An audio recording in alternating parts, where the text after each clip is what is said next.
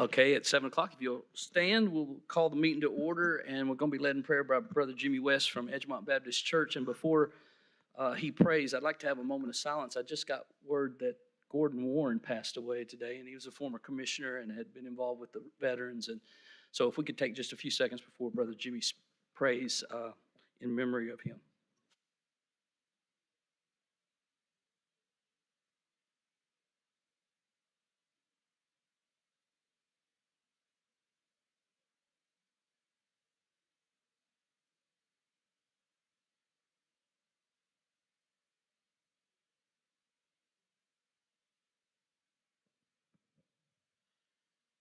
Heavenly Father, Lord God, we thank you for this day. Lord, we thank you for your goodness. And God, we thank you for the privilege to come together. Lord, I thank you for everyone that's in this room, the men and the women. Lord, I thank you for the jobs that you've appointed them to, the people they represent, and the heavy load that weighs upon them. God, I pray that you'd give us all the right mindset, give them wisdom and discernment, the decisions that they make, the data that they cover. And Lord, I just pray that you would lead, guide, and direct this meeting. Lord, I pray for Mr. Warren that passed away. Lord, pray that you would just wrap your loving arms around his family, encourage them in a way that only you can in times like these. And God, I pray that you would just have your hand of blessing upon everything that happens here. Lord, I'm thankful to be a part of Bedford County. God, I pray that you'd have your hand upon it. And Lord, I pray that you would do great things in and through these meetings and others to follow this year. It's in Jesus' name we pray. Amen. All right, if you'll join me in the Pledge of Allegiance.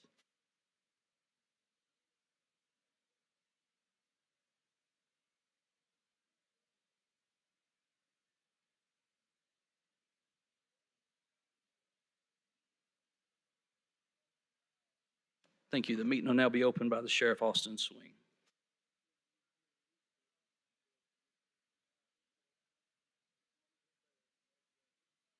Thank you. Be seated. All right, first item would be roll call from County Clerk Donna Thomas. Commissioner Anderson, Commissioner Boutwell, Commissioner Boyette, Here. Commissioner Brothers, Here. Commissioner Epperson, Here. Commissioner Fair, Here. Commissioner Hooker, Here. Commissioner Johnson, Here. Commissioner Maddox, Here. Commissioner Neely, Here. Commissioner Pinson, Here. Commissioner Sanders, Here. Commissioner Smith, Commissioner Adam Thomas, Here. Commissioner Mark Thomas, Here. Commissioner Thompson, Here. Commissioner Vick, Here. Commissioner Yockey, Here. 16 present, 2 absent. All right, first item on the agenda is approval of the minutes from the December 13th meeting. Make a motion to approve. Second. All right, we got a motion and a second. Is there any comments or questions? All in favor? Aye. Any opposed? All right, next item is under elections and confirmations, so the notaries for February. Move to approve. Second. All right, motion is second. All in favor?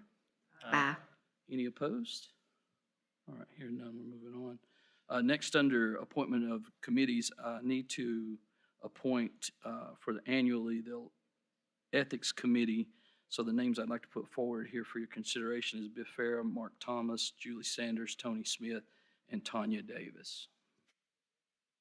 Move to approve. Second. Second. All right, motion is second. All in favor? Aye. Any opposed? All right, thank you. No presentation. Mr. Chairman, Yes, I'm sorry, Commissioner Yockey. those have to be done, the whole committee has to be done each year. Yeah, we're reviewing, and it's on the, here Right. for tonight for you to look at as well. And so this will bring us into the latest on that, and we'll try to make sure that we get that covered correctly. All right, any other comments on that? All right, thank you. Next, no presentations, no resolutions. We're into Rules and Legislative Committee. First item was a request to name a bridge spanning the Duck River on Sims Road in memory of Jimmy Woodson, and this was placed on the agenda with a favorable recommendation that was unanimous, and his wife's in the audience tonight as well. Move to approve. Second. Second. All right, we got multiple motions and seconds, and so it sounds like we're heading in the right direction. All in favor? Aye. Any opposed? All right, and we look forward to working with you on that, and as I talked to you before the meeting, we'll help coordinate whatever you need there. All right, Jimmy Woodson did a wonderful job for us here in Bedford. Up next, confirm standing committees and chairmanship for 2023. Commissioner Farah, do you want to make any comment?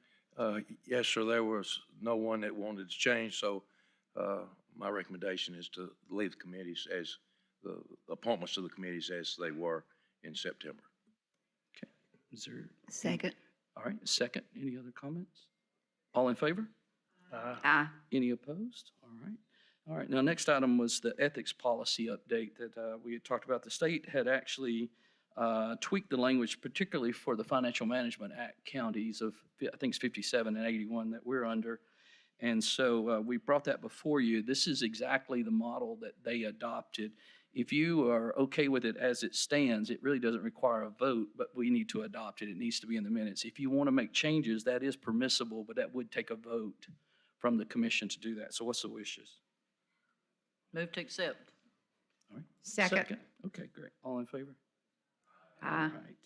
And then the next item on there is the acceptance of the road department's road list for each year. Make a motion to approve. Second. All right. Now, that list reflects the updates and changes as they modify points of a, and I believe you actually had that mailed out to you where you can look at it. This is his annual stuff. All right, so we got motion second. All in favor? Aye. Any opposed? All right, next item, under law enforcement, we had been put on the agenda to approve or consider the sheriff's department tablet program. He's asked that we postpone that maybe 1 month or 2 months. The vendor is actually going to come and be here at the commission for you guys to do question and answer for any questions you'd have. So does anybody take exception to deferring it till we can get them here? I'll make a motion to defer it. All right, all in favor? Aye. All right, thank you. Who was the second on that? Okay, Thompson. All right, next item under courthouse and property.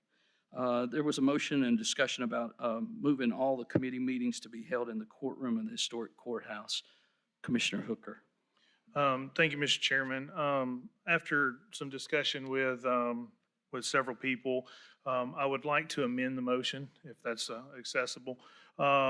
Again, I would like to make a motion to have the mayor's office identify alternative options for committee meetings within this courthouse that would seat at least 50 people, but would exclude the finance committee that would remain at Dover Street.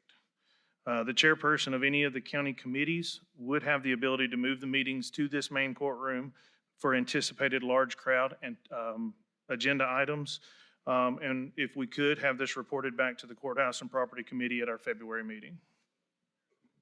Okay, is there a second to that? Second. Who made the second? Okay, second, all right. Now we're open for, Maddox. We're open for discussion.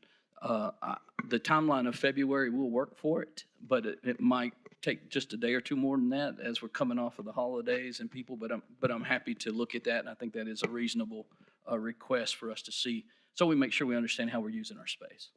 So there's a motion second. Any other comments or questions? Commissioner Hooker. Yes, sir. And the reason I'm doing this is I would like as many people to be able to weigh in with your office to be able to find the best position for this body. I think that it is very imperative that we find a seat available for any constituents that do want to come and be able to watch this. And I think that our particular committee location that we're in now is not appropriate for that. So I do thank you for being open for that. Commissioner Thomas. Drew, if I might ask you a question, would you consider the office complex out there, that meeting room? We've had over 50 people in there. The tables are there. The chairs are there. It doesn't require any setup. I mean, would you take that into consideration to look at as well? Are you talking about the Dover Street location? Yes, sir. And we'll certainly put some pros and cons to whatever we can determine. And it doesn't matter to me either way. I'm just saying that room is set up and ready to go.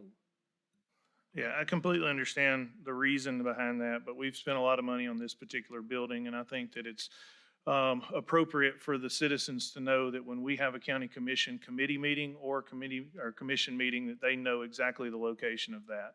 And I think this building is appropriate for that. Okay, any other comments? I think we had a motion, a second. Commissioner Yaki. And I'd like to commend Commissioner Drew on this and also remind the mayor that the placement of everything is really in your hands. I mean, so this is all good. Yeah, and we're happy to look at that and work with you for what makes the most sense to the majority of the body. All right, so if there's no other comments, all in favor? Any opposed? All right, we're moving on. Thank you for that. Next item is surplus property and Board of Education. Make a motion to approve. All right, motion and a second. Any comments or questions? I believe Linda. All right, all in favor? Aye. Any opposed? All right, so it's a quarterly report night. We have several that couldn't be here. And Clerk and Master, I don't believe he's here. I think he had a conflict. I know the circuit court clerk was under the weather. A lot of people are under the weather currently. County clerk, I know she submitted a report and she's sitting beside me. I do have a one-page report. It's probably in your packet there. Just a year-to-date activity. This is July 1st through December 31st. You can see total monies collected through our office, $2.8 million. Total transactions, 37,137. And then I always break down revenue for Bedford County because that big total there includes sales tax and fees that go to the state of Tennessee and so forth.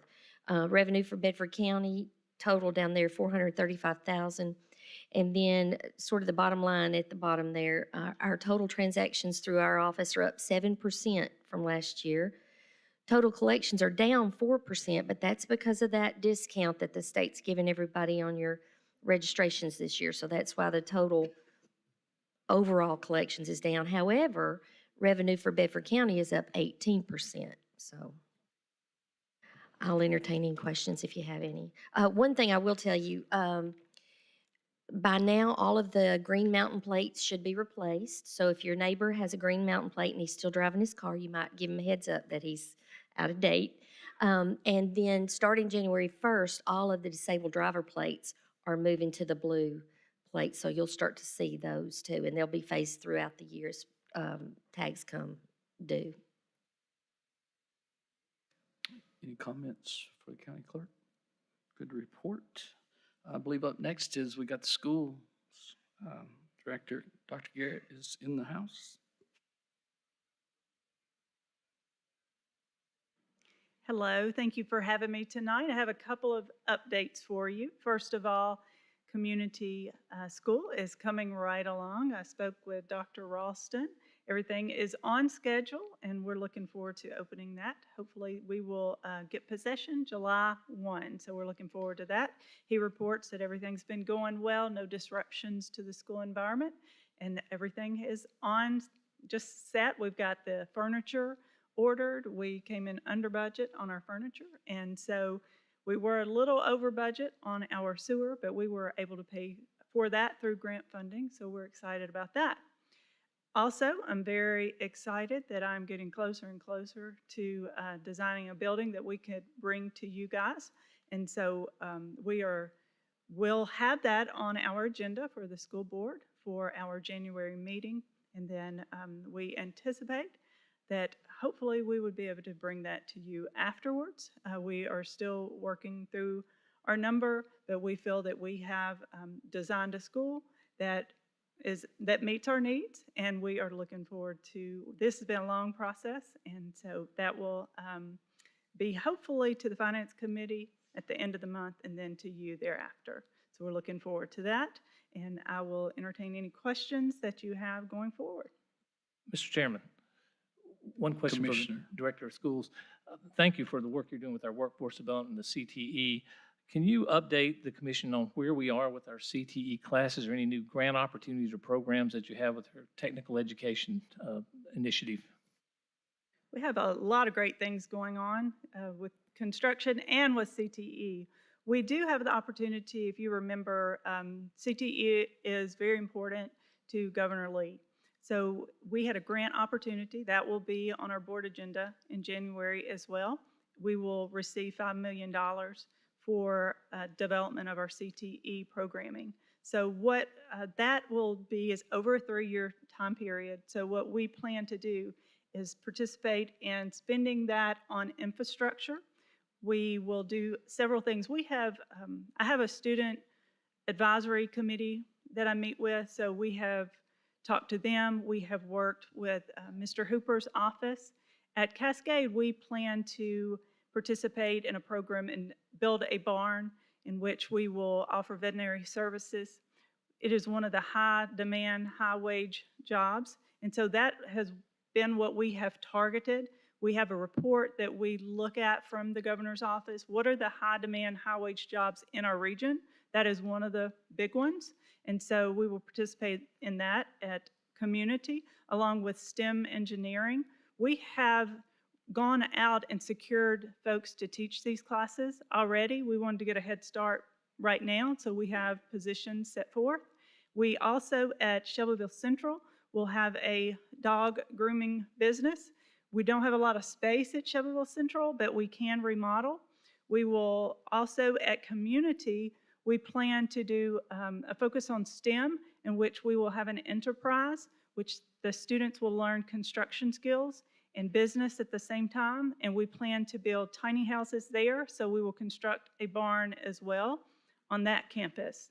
And so we have a lot of great things, have a lot of partners. We will also have an expansion of our work-based learning program, in which students who are non-traditional students will be able to go into the workforce, and they get credit, and also they earn wages during the day. So these are non-college bound students. Some can do that as well, but they will have a mentor in the workplace, and they will be able to do their work as well during that day with technology, asynchronous, and plus work at the same time. So we are very excited about what we're doing in that area. One more question, Mr. Chairman. I know you're working closely with our partnership and Mr. Hooper and his staff.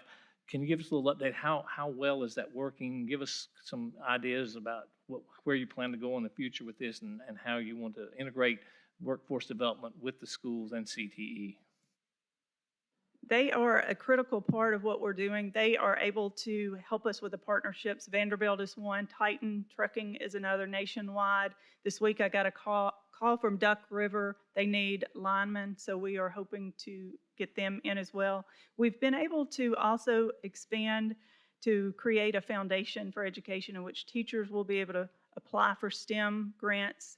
One of the things that we want to do is teach fractions by building sheds. It's the best way to teach fractions is through hands-on. And so we would not be able to do that without the partnership and helping us through that foundation.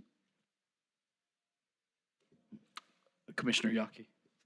Dr. Garrett, is there a mechanism for the new programs, the vet program, the dog grooming, and the STEM, for students from either of those schools to tap into one of the other schools if they were interested?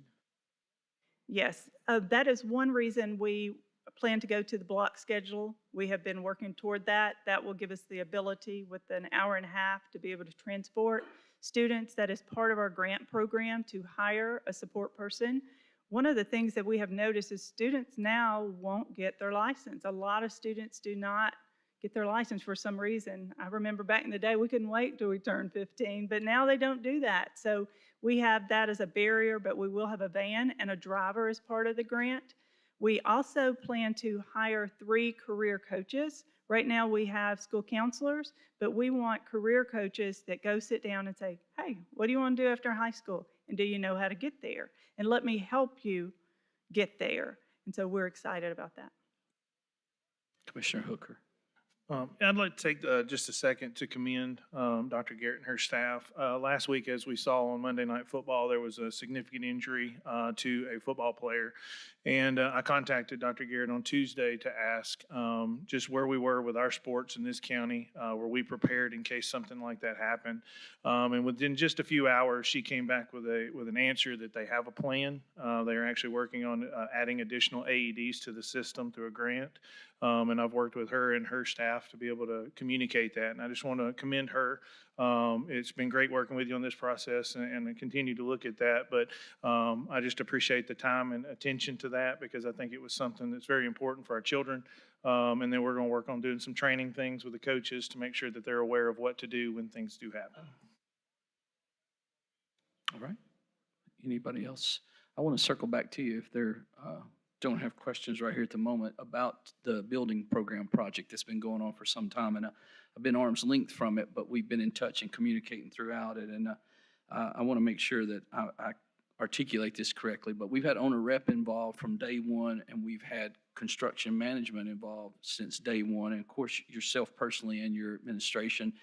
And one of the things that we talked about, and I know that you've kept it at the forefront of what you were doing, is what is your need and the importance behind designing this school and figuring out how it's going to lay, no matter what it's going to cost, so to speak, was putting the needs of the school system first, and then figure out how to make sure that we're as frugal and that we have managed everywhere we can to cut over design.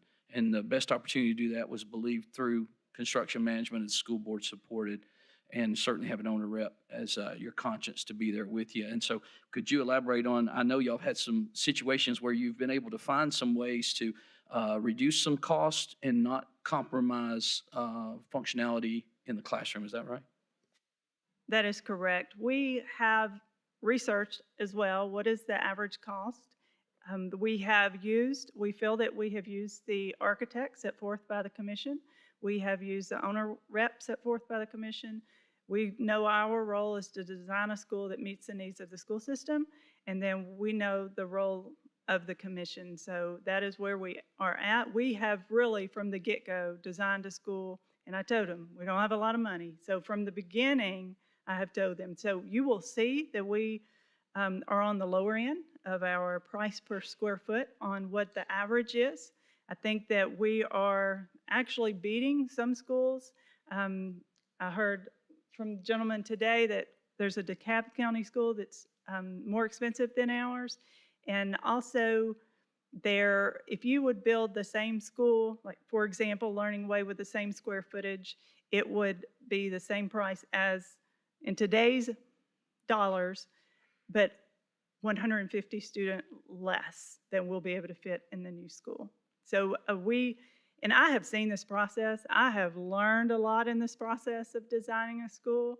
And the owner rep was very helpful, and the construction manager at risk was very helpful. We have spent hours cutting, value engineering to make sure that what we bring you, that we have done our due diligence to make sure it's in the best interest of our students and our community members and our taxpayers.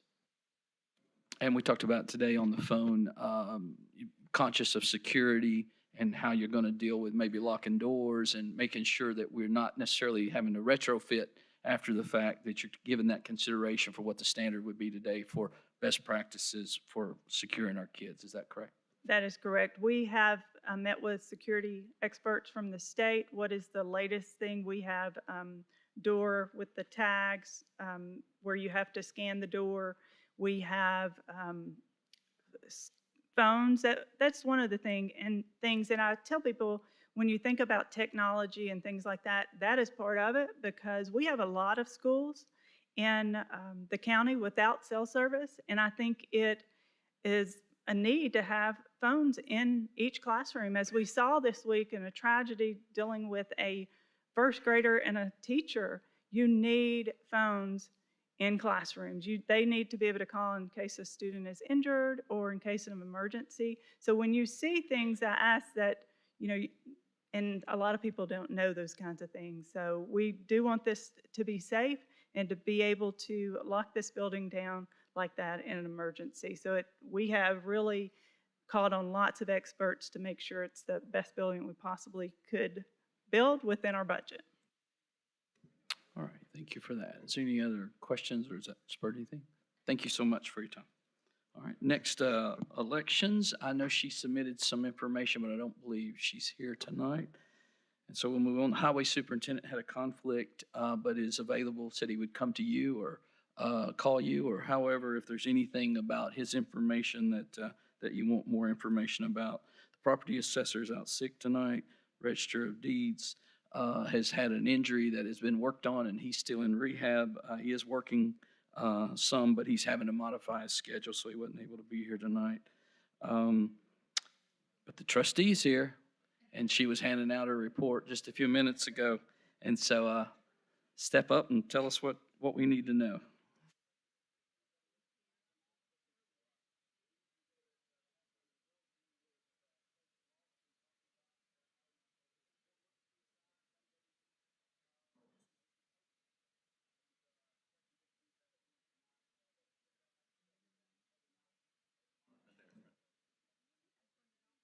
Oh, okay. Well, you had your finger on it. You mean I got to keep my finger on it? But I may need some help. No, if my ears are red, I am on these steroids, so I'm sitting there burning, so I do have a good excuse. I'm going to make it brief. Okay, I'm going to hold it down. The financial sheet on the very beginning of the trustee is basically a balance sheet. This is just what you're going to receive quarterly, because I know I'm standing before some of the newly elected commissioners for the first time. So I'm going to just walk through this because there's a lot of numbers, there's a lot going on in the trustee's office, and the comparison charts will come later. So it'll be easy to the eye to see the comparisons. But tonight, I'm just, that first page is basically your assets and liabilities. It is just what you will receive quarterly. The trustee report is a backup report that does go to the finance that they do get monthly. And then at the end of the year, you will get a full detailed that shows all. Your next page is going to be your LGIP. I put that forward in the package this time just because of letting you see the average earning rate and how that is, proceeding forward greatly in number. To remind you that all this interest it is in the main account does go to the debt service 151, and that will be on your piece of paper. Also, I kind of penciled out because I noticed looking back at 22 from January 22 to December 22, that final number at the 609-509-39 is your 1 year of interest. Your next page is going to be your Governor's Direct Appropriation Grant account. That's going to be your COVID-19 expenses, and that's the CARE Act funding. We're going to move on to the property tax in current. Current is going to show, I look back at 2020 to 21, and we were up 10% on increase. 21 to 22, we're at 32%. That just shows the tremendous growth that the county. Your next page is going to be your prior. A lot of times your prior will, it'll look, basically we want priors down because we current up because we know more people are paying. But those numbers sometimes will look as they don't balance because of bills and other things that constantly are going on within the trustee's office that we settle. We're going to move on to the City of Shelbyville, the sales tax collection. And I'm sorry, I skipped the mixed drink. The mixed drink, you're going to see on the next 2 pages, that mixed drink is a county portion after the 50% split. And we also receive a state and an ACH that the county gets that will go to the county general and the general purpose. Okay, we're going to move on to the sales tax. I did look at the sales tax. If you look at the graph I have on the sales tax collection, I just randomly, I pulled the November from last year to this year, which was hitting at 13%. Looking now at our first 5 months of 20 into our new from July to November comparison of July, November of last year, we are up 16%. So we are certainly moving forward with that increase. Basically what you've got on, you'll have the 3 months in the state of Tennessee Department of Revenue, the collected and allocated sales tax. You'll have 3 months there that we're reporting. We'll go on to the sales tax net collection, the local and out of state, and then the online and internet sales tax for Bedford County. Then we have the archives, and that's allocated to 101 in County General. And then the final is something that was not in your package, but I just want to remind you of the tax relief that's income cap at $36,100 this year. Deadline to apply is April the 5th. We started with 672. 486 of those are elderly. We now have 36 voided, so there's going to be a few out of that that was elderly. Actually, there's 25. I made note on it. I checked it before I left. 52, we have 52 new DVS, so some of those are going to be back on for our elderly. Basically, what I'm saying is we look like we're probably going to average about 500 in the elderly only, and I don't look for it to exceed any more than 550. I guess the only thing I got left that I didn't mention about property tax, of course, our next next will be in April. So our taxes came out in September. We had a push. Of course, December is mortgage title company push. And then the deadline is February the 28th. March 1, we'll pick up a delinquent. March the 29th, we will turn over to the court for delinquent. So the reason I didn't do any comparison is because in the next 3 months, the numbers are going to hit, and I will do full graphs to show you where we've been and where we're at and what is probably going to be more numbers for the budget coming up in the spring. Because 40% of this is property taxes. Any questions? All right, while they're thinking about questions, if they have them, let me clarify, you happen to touch on the tax relief program. Now, tax relief program we participate in, the city of Shelby participates in that as well, correct? And this is a state program that they set out the parameters. We simply administer it at this time. We're not putting any match to this like the city is. I'm going to put a proposal together at budget time for the commission to consider some tax relief for the elderly. And so I want to just give you the opportunity to make sure I'm understanding correctly. This program is a state program where they set the parameters, and we could have the opportunity, like the city, if we wish, to match 1% or 100% of whatever the state would give, whatever it winds up being the wishes of this body. But I know this body for some time has had interest in making sure that our elderly, particularly that are low income, had some relief options available to them. And so they have this through the state as it stands today, but we have the opportunity to enhance that without necessarily saddling a whole new program that would put a lot of work and have to put a lot of different parameters in place. Is that correct? Yes, Honorable Mayor Graham, that is correct. We did a study several years ago. I can give you the exact numbers for what numbers we'll be working with, especially after the deadline. And I can go back, I've done this study. I have followed this study, followed my elderly, and I can give you the exact numbers it's going to take for the county to match. And we'll it is ever changing, and it all goes back to that equalization ratio, and Rhonda, I think, touched base on that. This year, they're getting $172. When we hit the 5-year reappraisal, they're on the high because of that equalization ratio. As those years pass, they keep dropping and dropping till it may get down to, it got to 124. I've seen it 122, but then it'll start climbing back up. So it may fluctuate a little bit every year, but it's not a great one. And there's, like I said, it is a state program. We just monitor, police it. We have to submit everything and, take care of the program, but it is a state program. So we have to submit everything. So if we wish to, as a county, to say we want to match or we want to do 50% of whatever the state, however we put it together and they see fit to adopt it, then you would just apply that math accordingly when you do the program. It wouldn't be new work for you as far as determining who's eligible. No, sir. I'd be glad to do it to help the elderly.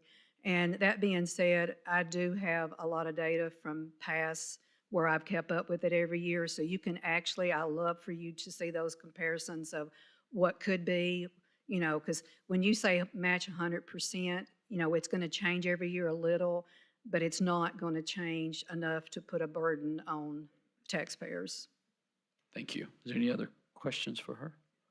All right. Well, thank you so much. I believe our economic development team is in the house. I've seen Mr. Hooper. I used to hold my finger down on this. There you go. Quick learner. All right.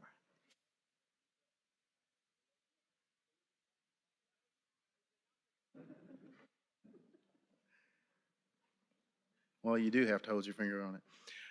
Thank you. Appreciate the opportunity to present the economic development progress in Bedford County. We continue to meet with existing industries in Bedford County to provide support and assistance where needed. We had the Duck Sun groundbreaking and announcement September of 2022. They are looking at 100 jobs guaranteed to the state of Tennessee and $95 million in capital investment guaranteed to the state of Tennessee. However, they do project 161 jobs and $117 million in capital investment, making it Bedford County's largest single industrial development. We held a ribbon cutting last month for Motlow Aviation. This program will provide a needed service to the area and help Bedford County residents seek careers in aviation. We're currently working on 18 different projects representing more than $500 million in capital investment and almost 1,400 jobs. We are active in 3 hotel projects and 3 restaurants. The Community Foundation, the River Life Project, is active in working towards fulfilling the initial 1,000 plate request. The proceeds from this project will be used to fund safety, conservation, and education on the Duck River. The Shelbyville Bedford Young Professionals are meeting monthly with growing numbers of participants. Their mission is to provide an environment for young professionals to connect, engage, and develop a network of motivated, career-oriented individuals who want to improve the Bedford County community. The foundation has raised money to fund educational projects for Bedford County school system in coordination with Dr. Garrett.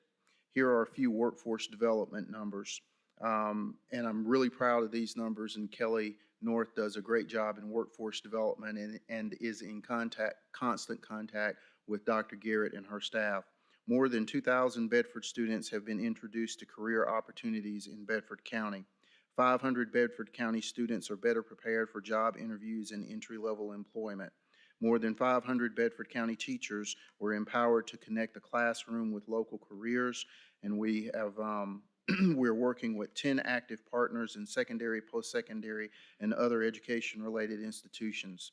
More than 120 industry partners have participated in Bedford County schools for workforce-related initiatives, and 140 industry representatives are better connected to TCAT Shelbyville and Motlow. There are 2 other items I'd like to mention here, one of which is we will hold a certification workshop with the state of Tennessee at the local TCAT on Madison Thursday at 1 p.m. If you know of anybody that has a business, whether they are a supplier, vendor, or contractor, to participate in some of these local projects, government projects, they have to be registered with the state, and this is an opportunity to get them registered in advance. Not to mention that from that information, they'll be able to connect to the database that will give them information on jobs throughout the state that they might be able to participate in. We do have a special initiative that we're working on to make sure that our ag community, Bedford County is the #1 ag county in the state of Tennessee, and we have a special initiative with the partnership to make sure that we include our ag community wherever possible in our economic development progress. Thank you for the opportunity to present to you tonight, and if I'll take any questions if there are. All right, questions? Commissioner Hooker. Mr. Hooper, thank you for being here. In regards to the Duck Sun project that's coming, I know that I had asked several months ago for an environmental study or impact study for that location. Is that accessible to you and able to be sent out to all the commissioners? Okay, on that, that's a report that's gonna have to come from the state of Tennessee. Once all of that is completed, then you'll be able to get that report on that. Commissioner Johnson. Thank you, Mr. Chairman. One of the things that Mr. Hooper did not mention, and I'll mention, is that Governor Lee recently named him to the Board of Regents Directors for the entire state of Tennessee. That, for those of you who don't know, they cover the Tennessee Colleges of Applied Technology and the community colleges, 2 key ingredients that we have for workforce development. So obviously he and his staff not just represent themselves well here, but statewide as well. Thank you, Mr. Hooper. All right, that is one nice perk. Mr. Hooper, for the first time, we finally have got some influence with some of our business community and the confidence of them through the work that you're doing. Tell us how you are integrating with the students and the businesses that you're having and looking for career opportunities for our high school kids. Okay. Thank you for that question. First of all, working with our businesses here, that's why I mentioned the initiative that we have with working with ag. It is imperative that we include all of this county as we move forward with our economic progress. That includes that ag initiative, but it also includes what we call business retention and expansion visits, where we go out and we visit with our larger employers at least once a year and follow up as necessary with them on any questions that they may have. Sometimes we are able to connect them with Tennessee Department of Economic and Community Development for different types of grants and other assistance. So it is imperative that we continue to make sure that everybody moves forward as we have economic development progress in the state, in the county, in Bedford County. Going back to Dr. Garrett, I cannot tell you how wonderful it is to work with her and her staff on a regular basis, because all of those workforce development numbers, those numbers are our children. They're not somebody else's. Workforce development touches our children. These are Bedford County students. It is imperative, more than 53% of our children do not go to college or TCAT, which is free. They go directly into the workplace. So it is imperative that we continue to work with workforce development and with Dr. Garrett and her staff to make sure that our kids have the ability to leave high school and get a job. More than half of them don't ever go anywhere else. They go directly into the workforce. So most of us in here grew up with parents that could help us with what it was like to go to a job interview, how to look somebody in the eye and shake their hand, how to fill out a job application and things like that. But unfortunately, we have children in our school system that don't have that pleasure and don't have that asset. So Ms. Kelly North and the Bedford County school system are doing a wonderful job in making sure that these children are ready to become productive citizens. And that is something that we'll talk more about in the coming months. But that is imperative that we take care of our own children. Commissioner Yaki. Mr. Hooper, I've talked to Kelly quite a bit, and my charge to her is that if there's a senior that doesn't know what they're doing, that our mindset is to get some information to that senior and change that 53%. And I was glad to hear Dr. Garrett say the career coaches, counselors coming into the school, because that's what it's needed. But to get that number up is a main incentive, I think, and I'd like to commend Kelly on her thought process of, or at least listening to me. You're more than welcome. I was thinking amen. All right, any other comments for? All right, thank you so much for your report. All right, next we're down to the exciting stuff, announcements, and I do have a couple that are pretty significant that we have on our website. But we were fortunate enough to go, I think it was yesterday, and meet with the governor and get the photo op for the $4.4 million, which is the state's contribution to our broadband expansion that, we were granted along with United, partnerships with United and Duck River, and the county through our ARP funds empowered us to be eligible, and they received the grants. And so just the state portion of it to come to Bedford is the 4.4. I think it's about 6 or so is the gross number, but it's going to touch all those areas that the federal government identified as no service areas. So Normandy is some of the area, I believe Wheel is some of the pockets there. You can see the map, and we'll get that refreshed to you, but we've got a nice little article on the website to refresh you on that. So we're excited to have that and be a part of that. I want to make you aware that Senator Marsha Blackburn will be in the area and is planning to visit the courthouse here on the 17th at 1:30. We'd like to have you all available and come if you like. I know some of you work and you'll have conflicts, but she'll be here to answer your questions or tell you a report of how she sees the ground in Washington while she's here. It's a fairly short visit. It's scheduled to be about 20 or 25 minutes here with us. So if you're available, we'd love to have you. If you've got a constituent that's had questions or would want to be here for that, they're welcome to come here. It'll be here at the courthouse. Next, we will be closed for Martin Luther King Day on the 16th. That's a holiday that we've been observing for a long, long time. If you have not gotten a document from the state of Tennessee about your ethics filing, we all, because we're elected officials, have to do that. there's been some question about the website and the trickiness of getting your password taken care of and what have you. So you have till the end of January to get it done. If you haven't received anything telling you that you're due it, if you'll reach to our office, Suzanne and our staff will help you try to navigate it. It's a monster. Now, mine seemed to go through, but I did it early on. But there are some tricks in it, and so we certainly want to make sure that we file that. You just don't want the paperwork that goes with something wasn't right in regards to that. So keep that in mind. That is time sensitive. I want to point out to you, I don't know how many of you realize it or knew this happened, but on Christmas Eve, of course, that was when we were in the throes of teens and 0 temperatures, and over at Glen Oaks facility, nursing home facility, their pipes froze and pipes busted, and a total evacuation of the patients. It was about 65. And so EMS and our public safety friends of fire and the state of Tennessee and our surrounding counties through mutual aid came in and was able to deal with that disaster or emergency and make that transition to these people to have places to be till we could get them back in the facility. I'm not sure of the status of the facility at this time, but I think Mark Thomas would agree with this, but thank God it wasn't fire, because then you're dealing with smoke and all the other things that go with it. It was very cold, but they were able to be put in pocketed areas till they could be shuttled. And of course, obviously, most of these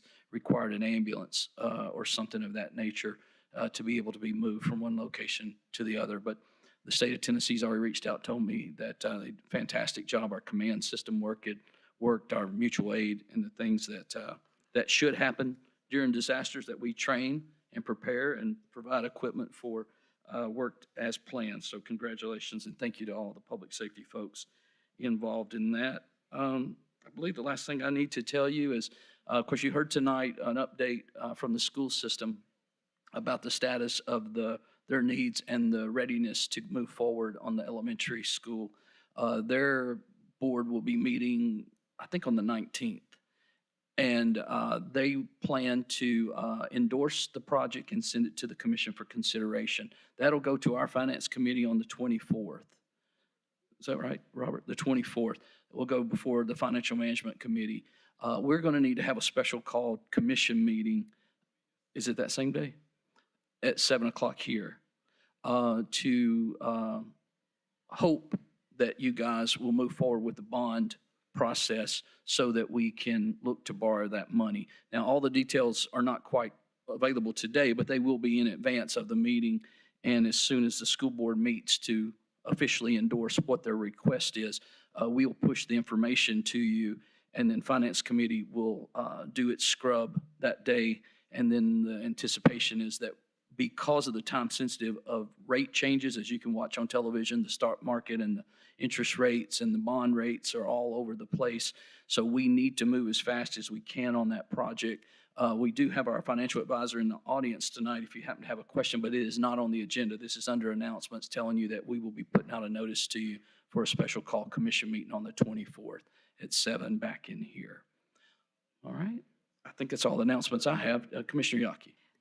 Update on the damage done at the Dover Street office complex, and also to thank Josh and all the kids that. Yeah, we had I think Mark Thomas is pretty familiar over there, and of course we got our financial manager here that's living right in those world too. But go ahead, Mark, and give them an update. Let me just give you a short how this worked out. So I get a call Christmas Eve around 11:30. Water's running out the door. But what happened and transitioned after that was truly amazing. And I know y'all get tired of me hearing me say that how great our employees are. But when you take the IT department, the fire department, the finance department, the school maintenance people, they all came and we started moving water. And I don't know, I'm pretty sure everybody's been and seen the ocean. If nothing else, you've seen it on TV. But there was one lady in particular who had a mop and a mop bucket. And as the waves come in, she kept mopping. And she never lost that drive. I have laughed at her. It was kind of funny. But yeah, there was a a lot of water and a lot of people, and I probably left somebody out. I probably did. But through IT and everybody, they got the county back up running. That night, I think they stayed there till 8, 10 o'clock Christmas Day working, and got everybody back online working, and it is functional, and it was truly amazing to see everybody do their part in getting that building functional that night.